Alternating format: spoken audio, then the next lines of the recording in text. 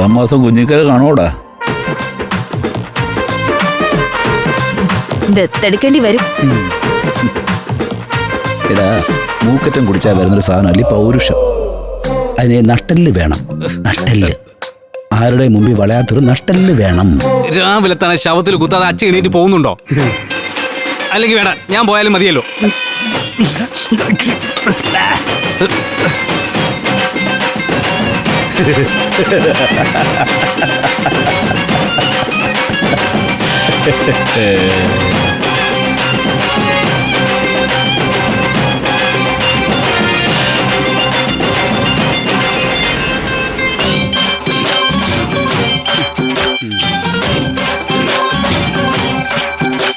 മഴ പോലെ വന്നത് എലി പോലെ പോയി എന്ന് പറഞ്ഞവരായല്ലോ.